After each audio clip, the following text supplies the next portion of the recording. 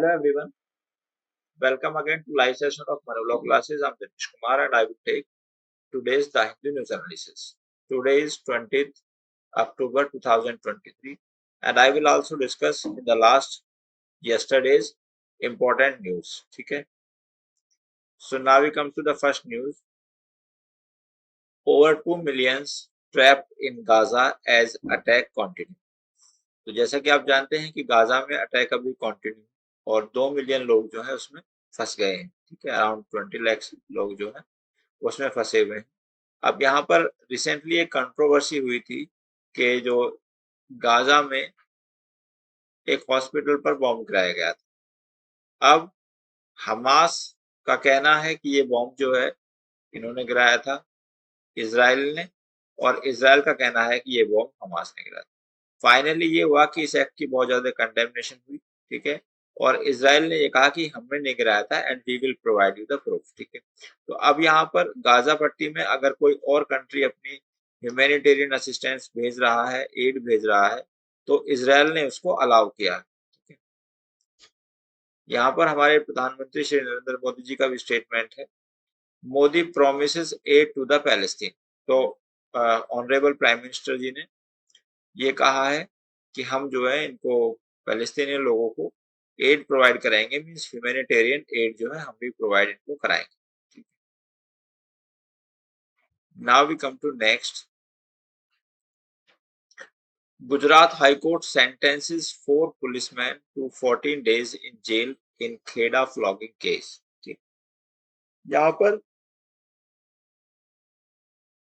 Relevant है आपका article 22।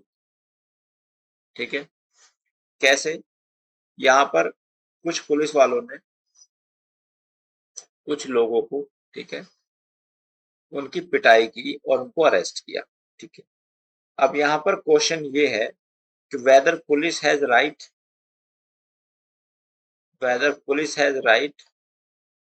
क्या पुलिस के पास राइट है किसी पर्सन की पिटाई करने का during the arrest? So answer is no, ऐसा पुलिस के पास कोई राइट नहीं है। ठीक है, अब यहाँ पर हम थोड़ा सा आर्टिकल 22 को समझेंगे, फिर हम इस न्यूज पर आके समझेंगे। ठीक है, तो बेसिकली आर्टिकल 22 जो है ये एक फंडामेंटल राइट है कॉन्स्टिट्यूशन ऑफ इंडिया के अंदर, और इसमें जो अरेस्ट होता है वो दो तरह से अरेस्ट होता है। Normal arrest and arrest under the preventive detention laws. अब ये नॉर्मल अरेस्ट क्या है कि जब पुलिस किसी पर्सन को अरेस्ट करती है तो पुलिस को 24 आवर्स में उस पर्सन को मजिस्ट्रेट के सामने प्रोड्यूस करना होता है। लेकिन अगर किसी पर्सन को अरेस्ट किया जाता है स्पेशल लॉज में, लाइक एनआईए, जो कि टेररिस्ट एक्टिविटी से संबंधित होते हैं, तो एनआईए मतलब एनआईए की फुल फॉर्म है नेशनल इन्वेस्टिगेटिव एजेंसी एक्ट। ठीक है, अब यहाँ पर पुलिस के पास राइट है कि वो 90 डेज तक उसकी वेयर अबाउट बताने के लिए बाउंड नहीं है। अब ऑनरेबल सुप्रीम कोर्ट ने एक केस का नाम था DK Basu versus state of West Bengal. इसमें कुछ गाइडलाइंस दी कि जब किसी पर्सन को अरेस्ट किया जाएगा तो उनको उसका क्या प्रोसीजर होगा। ठीक है, तो यहाँ पर ये जो क्वेश्चन है, ये जो न्यूज है, it is regarding the violation of those guidelines. तो गाइडलाइंस क्या थी कि पहली बात तो जो भी पर्सन पुलिसमैन को अरेस्ट करेगा किसी पर्सन को, वो फुल एंड प्रॉपर यूनिफॉर्म में होना चाहिए। ठीक है, दूसरा पॉइंट ये है कि ऐसा पर्सन जो है, जो पुलिसमैन है, वो उसको ग्राउंड ऑफ अरेस्ट बताएगा कि हम आपको इस ग्राउंड पर अरेस्ट कर रहे हैं। तीसरा पर्सन ये बताएगा कि उस पर्सन अरेस्टेड के पास ये राइट है कि he can take the assistance और he can consult the advocate of his own choice. Next ये है कि उसको जब उसको सर्च और सीजर किया जाएगा तो यहाँ पर एक सीजर मेमो बनेगा। सीजर मेमो का मतलब है कि उसके पास से जो भी आर्टिकल मिलेंगे, बी इट लीगल और इलीगल, उन सबको जो सीज किया जाएगा, पुलिस अपने इन्वेस्टिगेशन पर्पज के लिए तो उसका एक मेमो यानी कि एक रिकॉर्ड तैयार होगा। और नेक्स्ट ये है कि जब पुलिस अरेस्ट करेगी किसी पर्सन को, तो या तो उसके फैमिली मेंबर को इन्फॉर्मेशन देगी या उसके सोसाइटी के किसी रेस्पेक्टेड पर्सन को इन्फॉर्मेशन देगी। तो ये कुछ 5-6 गाइडलाइंस जो ऑनरेबल सुप्रीम कोर्ट ने दी हैं। तो इस केस में क्या है कि कुछ पुलिस वालों ने 5 मुस्लिम मैन को जो है गुजरात में अरेस्ट किया और उनके साथ फ्लॉगिंग की। फ्लॉगिंग की का मतलब है कि उनको मारना पीटना, ठीक है। तो यहाँ पर जो वो था विक्टिम, उसने कंपेंसेशन लेने से मना कर दिया, ठीक है। अब इसलिए उसने कहा है कि इन पर्सन को मुझे कंपेंसेशन नहीं चाहिए, rather these policeman should be punished for the contempt of court, ठीक है। और इनके खिलाफ जो उन्होंने मेरे साथ मारपीट की है उसके लिए लीगल एक्शन होना चाहिए। So in this matter this news is relevant with respect to article 22, ठीक है। तो यहाँ पर जो मैंने केस का नाम आपको बताया, DK Basu versus state of West Bengal, ये बहुत इंपॉर्टेंट जजमेंट है, ठीक है। Now we come to next news. Minister issues order to hike minimum wages, calls it as a gift ahead of Deepavali। तो बेसिकली मिनिस्टर ने मिनिमम वेजेस एक्ट को बढ़ा दिया है। अब now we will understand what is this minimum wages, ठीक है। तो there is article 43A of Constitution of India and it is the part of the directive principles of state policy। ये part है directive principles of state policy, ठीक है। अब ये क्या कहता है, directive principle of state policy क्या कहता है? ये कहता है कि लिविंग वेजेस होंगे। क्या होंगे? Living wages. तो स्टेट ऐसा प्रयास करेगी कि जो भी काम करने वाले लोग हैं उनके वेजेस लिविंग हो। अब यहाँ पर लिविंग वेजेस का मतलब ये है कि उस पर्सन को एक डिसेंट वेजेस मिलने चाहिए जिससे कि वो अपनी सारी जरूरतों को पूरा कर पाए। तो इसके लिए यहाँ पर क्या है कि एक मिनिमम वेजेस एक्ट हमारे देश में है, मिनिमम वेजेस एक्ट। उस एक्ट के अनुसार सभी एम्प्लॉयर को वेजेस देने पड़ते हैं, ठीक है। तो यहाँ पर दो तरह के वेजेस होते हैं, स्किल्ड और अनस्किल्ड। तो उसी की बात ये कर रहा हूँ। तो अब देखो हम इसको पढ़ते हैं। The order revise the monthly wages from 20,903 to 21,215 for skilled worker, from 18,993 to 19,279 for semi skilled labour, ठीक है। और 17,000 to 17,494 फॉर अनस्किल्ड लेबर। तो यहाँ पर ये नंबर ऑफ वेजेस इंपॉर्टेंट नहीं है, बट रेलिवेंट और the important article is 43A। अब सिंस ये directive principle of state policy का पार्ट है, तो ये तो एनफोर्सेबल नहीं है, लेकिन इनके अंदर जो कानून बनाए जाते हैं, लाइक जिसे I discuss with this minimum wages act, तो ये अपने आप में एक लॉ है, ठीक है। High court reject Shiv Kumar plea to quash FIR in wealth cases, ठीक है। तो now will understand what is the meaning of term quashing of FIR, ठीक है। तो एफआईआर क्या है? एफआईआर देखो दो टर्म होती हैं, ध्यान से सुनेंगे और नोट डाउन भी कर लेंगे स्टूडेंट्स, ठीक है। First is FIR. फर्स्ट का मतलब होता है, एफआईआर का मतलब होता है फर्स्ट इंफॉर्मेशन रिपोर्ट। ये कॉग्निजेबल केसेस में रजिस्टर की जाती है और सेक्शन 154 सीआरपीसी इससे डील करता है। दूसरी टर्म होती है एनसीआर।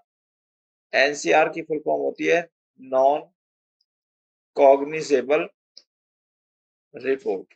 नॉन कॉग्निजेबल रिपोर्ट ये सेक्शन 155 में दी गई है।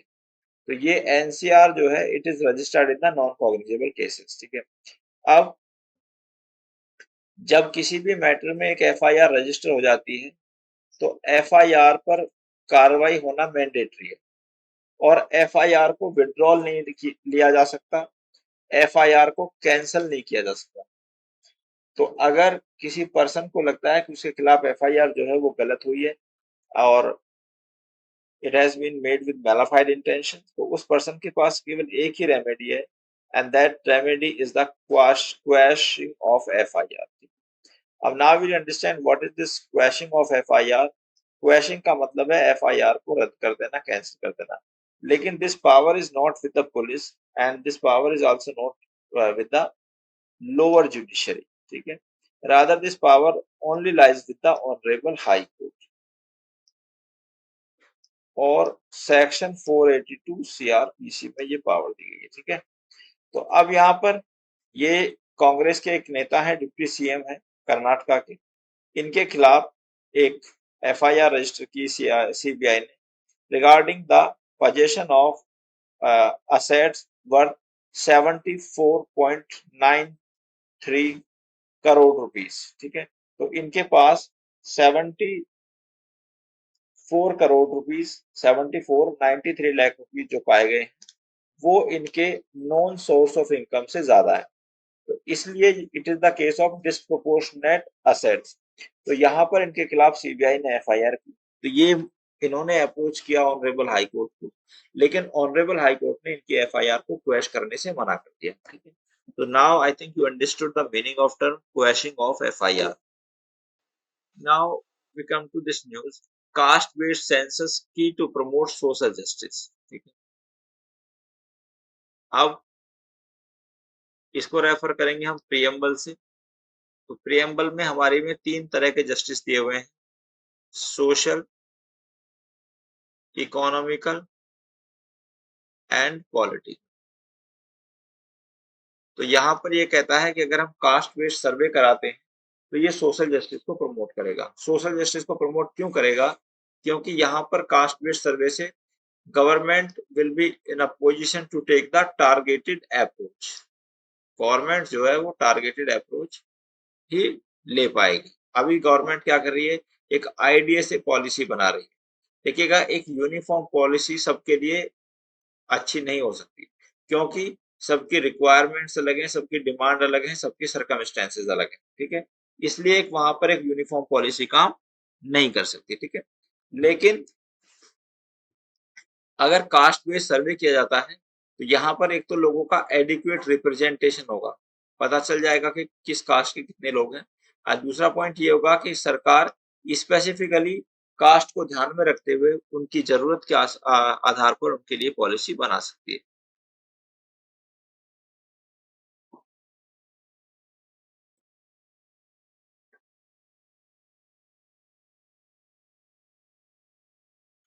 Now we come to next news, the shape of climate justice in warming India, ठीक है। अब यहाँ पर हम कुछ इंपॉर्टेंट पॉइंट्स आपके साथ डिस्कस करेंगे। तो बेसिकली जो G20 की मीटिंग हुई हमारे देश में 9 से 10 सितंबर 2023 को, इसमें कुछ गोल्स सेट किए गए। और पहला क्या है, पहला टारगेट ये था कि रिन्यूएबल एनर्जी की कैपेसिटी को इंक्रीज करना है। First target was renewable energy की कैपेसिटी को इंक्रीज करना है, ठीक है। अब आप समझते हैं जो रिन्यूएबल एनर्जी है वो बहुत जरूरी है, ठीक है। क्योंकि जो हमारे देश में या संसार में ग्लोबल वार्मिंग का रीजन है वो फॉसिल फ्यूल का बर्निंग एक बहुत इंपॉर्टेंट रीजन है, ठीक है। क्योंकि फॉसिल फ्यूल बर्न होते हैं, उसके बर्निंग से क्या होता है कि बहुत ज्यादा ग्लोबल वार्मिंग होती है, ठीक है। It is one of the factors. There are several other factors as well, ठीक है। सेकंड पॉइंट क्या है कि हमको एनर्जी एफिशिएंसी को बढ़ाना है, ठीक है। Voluntary doubling the rate of energy efficiency improvement by 2030। तो हमको 2030 तक एनर्जी की एफिशिएंसी को बढ़ाना है। This was also the target, ठीक है। तो यहाँ पर लेकिन इन 2 पॉइंट पर तो सभी लोग एग्री हो गए, लेकिन फॉसिल फ्यूल को कैसे आउट करेंगे या फॉसिल फ्यूल का क्या एक ऑल्टरनेटिव निकालेंगे हम, जो कि एक one of the main reason of the global warming, उस पर कोई कंसेंसस नहीं है। तो no consensus was there regarding the phasing out of the fossil fuel. देखिए लिखा हुआ है phasing out of the fossil fuel, ठीक है। अब यहाँ पर कुछ और कंसर्न किए गए, किसके आधार पर ये कंसर्न रेज किए गए,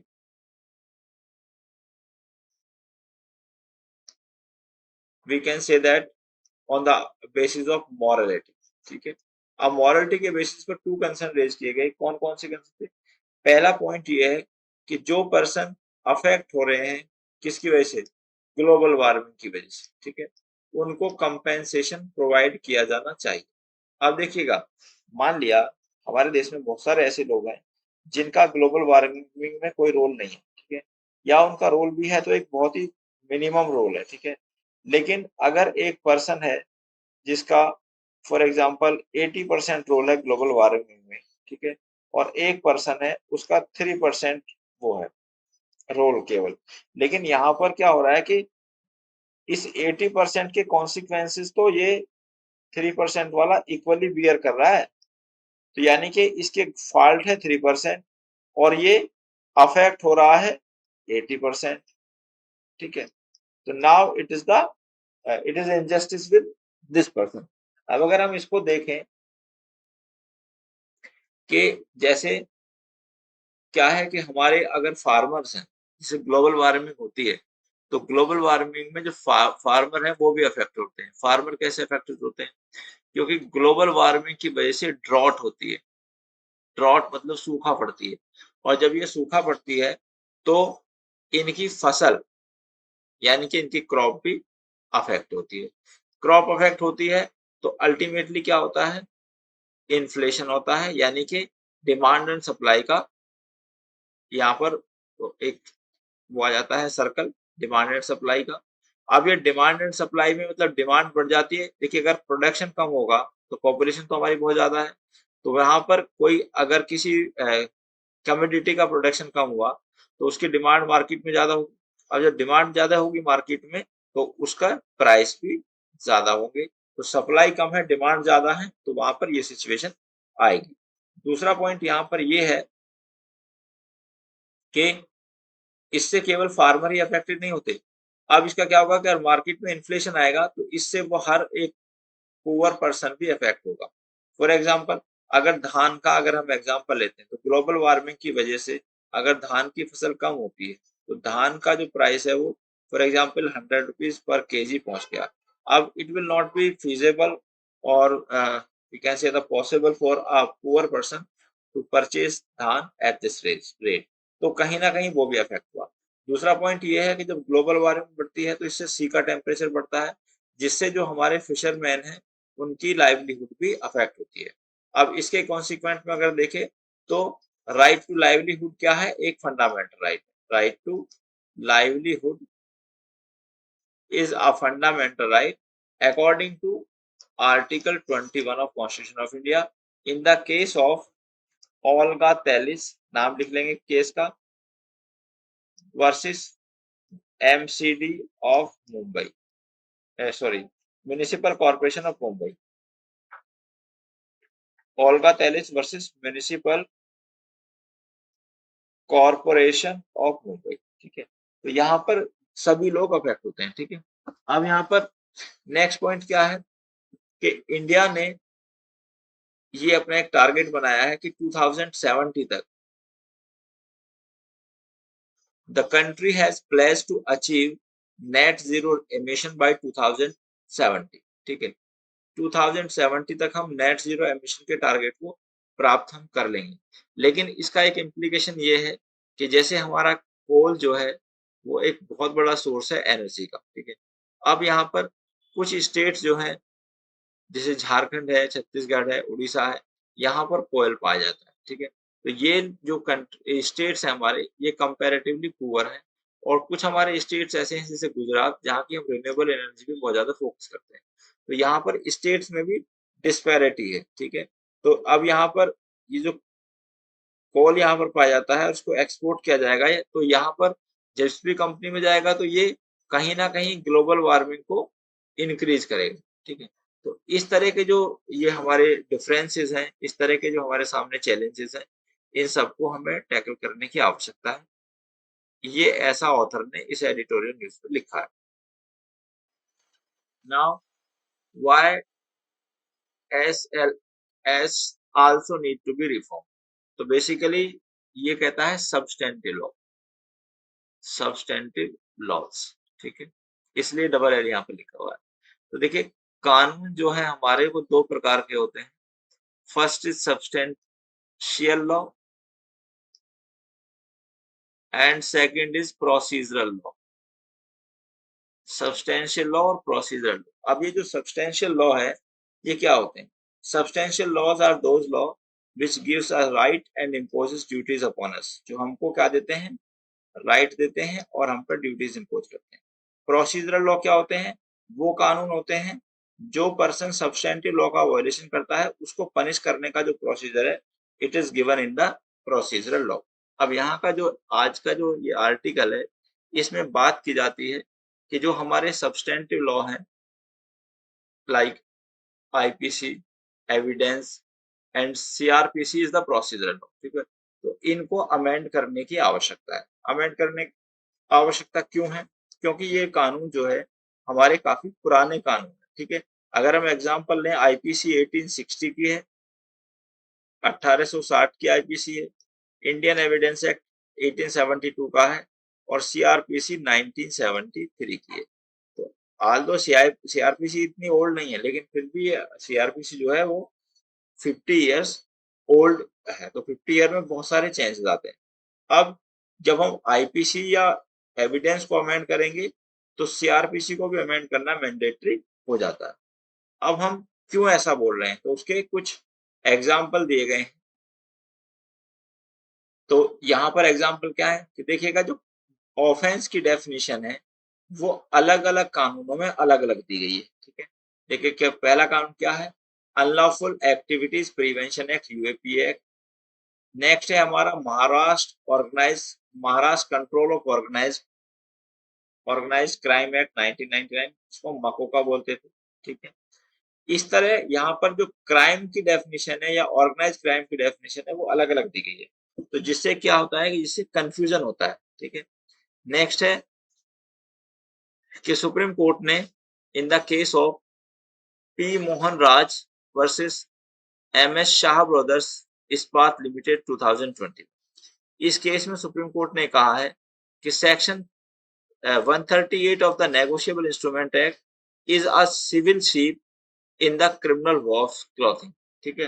तो ये जो इसका चेक बाउंस का केस है वो वैसे तो सिविल माना जाता है क्योंकि यहाँ पर कोई अपराध तो हुआ नहीं उस स्ट्रिक्ट सेंस में जिसमें कि हम आईपीसी को देखते हैं, लेकिन यहाँ पर इसको हमने क्रिमिनल बना दिया गया। तो यहाँ पर ऑनरेबल सुप्रीम कोर्ट ने इस केस में इसीलिए ये कहा कि ये एक सिविल शीप है लेकिन ये लगती क्या है? इसने वॉल्फ के कपड़े पहने हुए या वॉल्फ जैसा वो दिखता है। नेक्स्ट हमारा क्या है कि कुछ हमारे जो प्रोविजंस हैं, देखिएगा एक स्टेटमेंट होता है bail is a rule, statement है आप नोट डाउन कर लेंगे इसको। Bail is a rule and jail is an exception.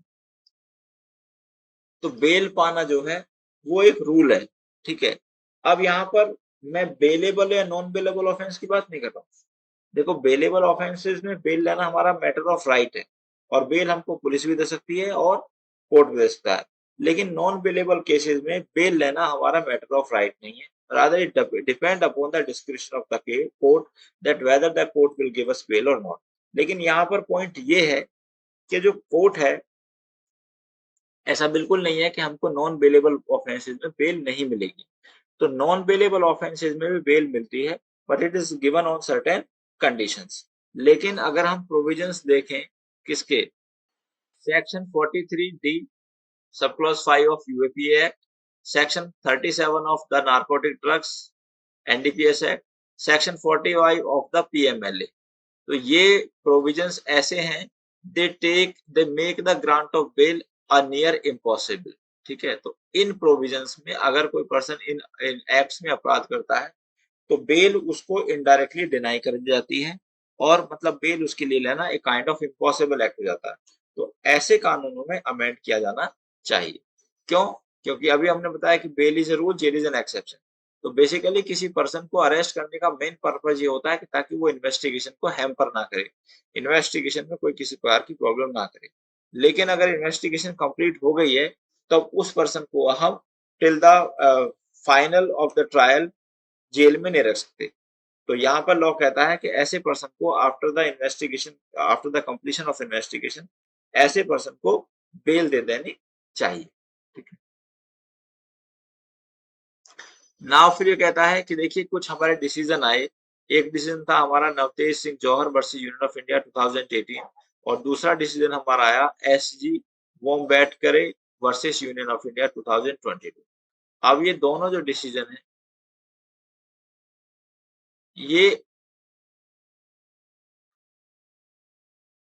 IPC के बारे में और ऑनरेबल सुप्रीम कोर्ट ने इनमें इसमें Navtej Singh Johar versus Union of India में सेक्शन 377 आईपीसी को स्ट्रक डाउन कर दिया। ठीक है कि ये सेक्शन 377 जो है it is against the article 14, 19 and 21 of the constitution of India. Similarly जो सेकंड केस है हमारा namely S C Vombatkere versus Union of India, इसमें सुप्रीम कोर्ट ने क्या कहा है? इसमें सुप्रीम कोर्ट ने सेक्शन 124A जो कि सेडिशन को डिफाइन करता है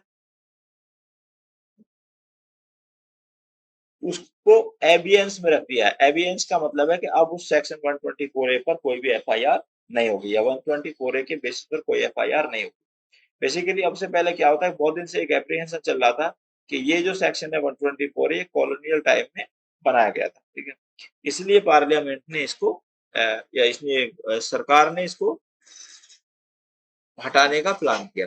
लेकिन यहाँ पर जब पिटिशन इसके खिलाफ कोर्ट में गई तो कोर्ट ने सरकार से पूछा कि भाई इसको क्यों ना हटा दिया जाए, तो सरकार का क्योंकि रेस्पॉन्स नहीं आया तो कोर्ट ने इसलिए इसको भी एवियंस में रख दिया। इसका मतलब यहाँ पर इसके इसमें सेडिशन के आधार पर किसी भी पर्सन के खिलाफ एफआईआर नहीं होगी।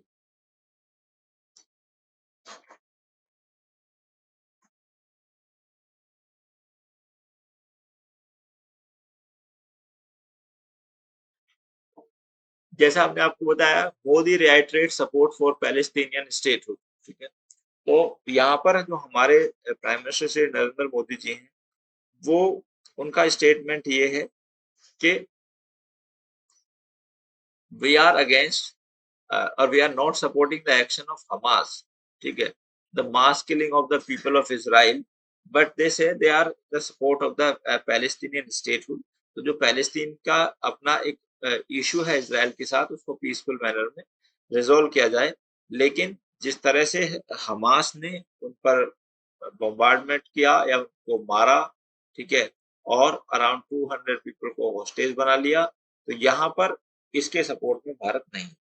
अब अगर हम इसमें देखें इसराइल के जो वो है बेस्ट उनका क्या व्यू है, bombardment of Gaza will continue says Israel and. तो अभी इसराइल जो है वो उसने बॉम्बार्डमेंट गाजा पर कंटिन्यू रखेगा। ठीक है, और क्योंकि इसराइल ने पहले से ही स्पष्ट कर दिया है कि जब तक हमास के सारे मेंबर्स को नहीं मार दिया जाएगा तब तक बॉम्बार्डमेंट वहां पर चलेगा।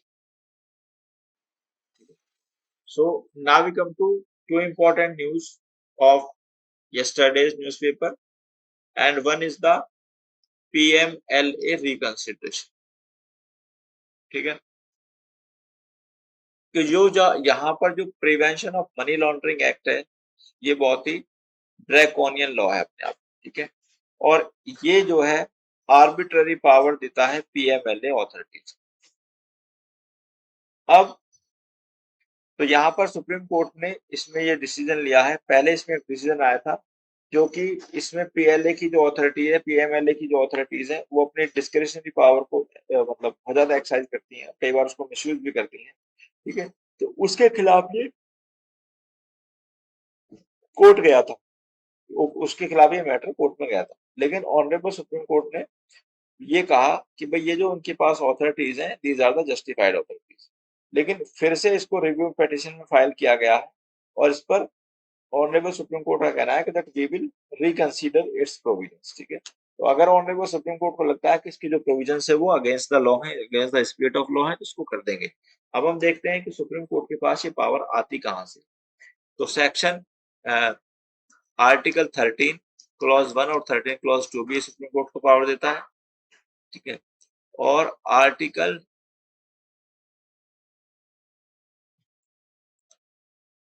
ठीक है, दूसरा क्या है कि जैसे तो यहाँ पर आर्टिकल 13 रिव्यू की पावर देता है, क्योंकि सुप्रीम कोर्ट जो है गार्डियन है कॉन्स्टिट्यूशन का।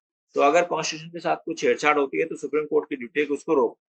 तो यहाँ पर एक तो आर्टिकल 13 है, फिर आर्टिकल 32 है, आर्टिकल 226 में हाई कोर्ट के पास पावर है, और दूसरा हमारा आर्टिकल 137 में सुप्रीम कोर्ट के पास ही पावर है कि वो अपने डिसीजन का रिव्यू कर सकता है। तो आर्टिकल 137, आर्टिकल 32 और article 13, these three article gives power to the honorable supreme court that it can check the constitutional validity of any law, ठीक है, be it constitution or any other law, ठीक है, for the purpose of maintaining the constitution of the India. Next है हमारा जजेस appointment. तो जैसे हमने आपको बताया था, जजेस के जो अपॉइंटमेंट होते हैं वो कॉलेजियम सिस्टम से होते हैं। आल्दो जो वर्ड कॉलेजियम में, ये हमारे कॉन्स्टिट्यूशन में कहीं मेंशन ही नहीं है, ठीक है। कॉलेजियम में क्या होता है, कॉलेजियम में सीजीआई होते हैं और 4 सीनियर मोस्ट जजेस ऑफ सुप्रीम कोर्ट होते हैं। अब जिस पर्सन का नाम ये प्रेसिडेंट को रिकमेंड करते हैं, प्रेसिडेंट बाउंड है उसी पर्सन को वो करने के लिए, अपॉइंट करने के लिए। तो यहाँ पर प्रेसिडेंट पर जो इनकी ओपिनियन है वो बाइंडिंग इफेक्ट रखती है, ठीक है। लेकिन यहाँ पर पॉइंट ये है कि अगर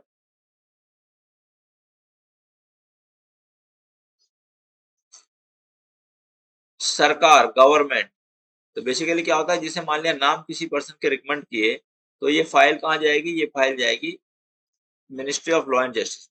अब इस फाइल पर क्या होता है कि ministry of law and justice में कन्फ्लिक्ट हो जाता है। तो यहाँ पर ministry of law and justice और मतलब एग्जीक्यूटिव और जुडिशरी में कन्फ्लिक्ट होता है। जुडिशरी एग्जीक्यूटिव चाहता है कि जो जजेस की नियुक्ति है, जजेस का अपॉइंटमेंट है, उसमें उसका भी कुछ शेयर हो या उनकी बात भी मानी जाए।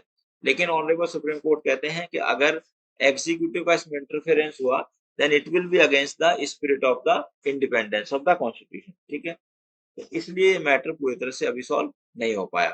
तो लेकिन ऑनरेबल सुप्रीम कोर्ट ने कई केसेस में गवर्नमेंट को डायरेक्शन दी है कि वो जो जो file ministry of law and justice को भेजी जाती है, उसमें उन कैंडिडेट्स के नाम जो है वो जल्दी क्लियर करें, ठीक है। इससे क्या होता है कि अगर वो नाम जल्दी क्लियर नहीं करते तो पूरा देश अफेक्ट होता है। So these were the two important news of yesterday's newspaper. I have discussed all the important news of today's newspaper and yesterday's newspaper. So that it's all for today, and I will come again with the next 9 news analysis. Till then, thank you very much. Goodbye.